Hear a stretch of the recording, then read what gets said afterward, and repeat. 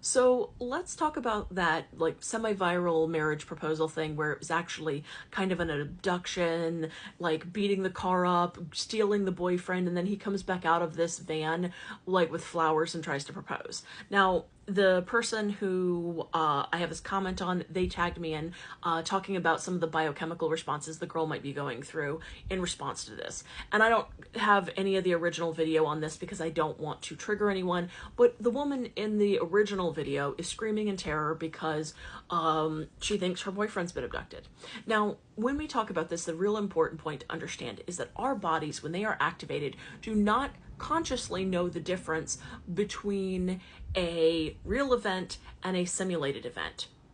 What I mean by that is, when our brains and bodies are activated, consciously, we may understand in the sense of going on a roller coaster, right? If we go on a roller coaster, we know that we are technically safe in an intellectual sense. We know that there are harnesses. You know, if you go and you are doing a bunch of like a high ropes course, your body does not trust the harness because your body understands that there is threat and risk there. So your body is going to flood you with the same chemicals on that roller coaster, on that experience doing the high ropes course, whatever it is for you, right? There are things you may experience and expose yourself to intellectually and intentionally that you think, I get a flood of adrenaline from this and it's fun, but your body doesn't know the difference between a simulated event and a real event. And because of that, we have to talk about actually SERE training in the military. So survival, evasion, resistance, and escape is a training in the military that is used particularly for people who are vulnerable for captivity or other kinds of targeted information intel gathering by various people in the world. And so SERE training has 3 levels, and some of it's just, hey, how to survive in a hostile environment. Other up to level 3 is, hey, we're creating entire scenarios of captivity and advanced interrogation techniques that you will be experiencing in order to teach you how to resist it. Now, this is where we talk about the idea of what this does to the brain. Our bodies are activated, even if you intellectually know that this is a simulation and that this will end. Ultimately, your body does not know that. Your primal part of your brain, to simplify a very complex subject, the primal part of your brain does not know that. The intellectual higher thinking part can contextualize this experience, especially after the fact. But during the moment, your body does not experience this any different from actually having gone through this. But the point of intellectually contextualizing this allows you to understand the real world experience of having done it. Now, what does this have to do with a really bad idea of a marriage proposal? It has to do with that because ultimately what he's doing is the same thing. He has now affiliated this form of primal terror with the idea of loving him. Like, he has associated very intentionally the idea of terror with the idea of being in relationship with him. Now, some people are like, well, maybe this is a relational thing. It's a jokey joke. No. Even if they have kind of a prank each other relationship, that takes it to a part of sheer terror. And you can see that from the video. You can hear it in the video from her screams. You know that that is not what she's experiencing. This is not a joke. This is sheer terror. And pranks that are actually like a jokey joke don't go to that level. This is why I really hate a lot of the content about pranks and this idea we prank each other in general, because very often it is actively a mark of an abusive and coercive relationship where the person very often is intentionally, especially the male, but not always. But a lot of the times the male in the relationship, if it's a heterosexual couple, the male in the relationship is actively doing things that undermines the safety perception of the woman. He is usually doing things that shame her or otherwise undermine her image or her sense of safety and self.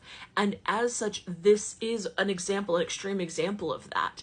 Even if they have sort of a jokey joke baseline, that takes a point of sheer terror. And that doesn't change the biochemical experience of that, even if intellectually she goes, oh, it was a joke. No, now she has an understanding that he will go to any length to make sure that she is afraid. and going to go ahead and comply based off of fear. And she may have said, go ahead and said yes. And even if she goes ahead, she may even go ahead with the relationship. Because again, that activation, she is now in a state where she is going to be activated in his presence due to this, right? Just like having the idea of SEER training specifically trains you to deal with these things and gives you a contextualization how to do that, right? But in a romantic relationship, you're not given any tools, right? SEER training does the exact kind of torture to you, but does not give you a random experience. It doesn't try to put you in a relationship with somebody. Being in a relationship with somebody gives you exposure to people who will very often do these kinds of things, but gives you zero tools to cope with it. And that's the difference. So she may go ahead and get married to this guy. She may stay in a relationship with this guy for a very long time, because her biochemistry is going to continually understand that everything he wants is now upheld by a threat of fear. And this, people ask all the time, well, why didn't you leave in the TV situation? Why didn't you leave? Because there's constantly an increasing subtext and reality of fear, that this person is going to be able to track you, to find you, to hurt you. And you have to constantly make decisions based off of whether or not this is even going to work. And if you have children, for example, the idea that they will use the court systems to torture you. And they do. And so this is something where we have to understand. People talk about, well, I would just leave. I would just leave. I would have just said no.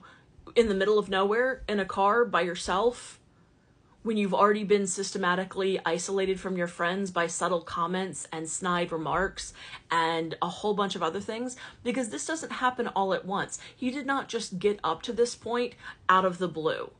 This has been a series of exposures and testing the person, because that's what abusers do.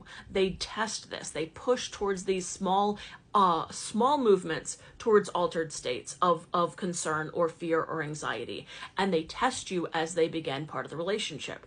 And this is why a lot of those dating coaches that are like actually helpful say, hey, for a lot of especially women, for a lot of folks early on, set a boundary that's arbitrary. Change your mind arbitrarily, or say, hey, actually, can we go do this today because I just don't feel up to doing what we originally planned, and see how the person responds. Because the level of control that person wants to hold on you, or their level of disappointment or their level of anger, can often begin to expose those red flags a lot sooner, rather than the assumption, like the traditional dating assumptions, where you don't question it. You let them lead. You let them make the decisions. You go ahead and go with it because, you're the cool, fun one who goes along with these things. You're not being difficult, right? A lot of the traditional dating narratives push this idea of passivity. And as such, then you don't identify the red flags until they become huge, because they've been normalized. The behaviors of abuse and exploitation have been absolutely normalized.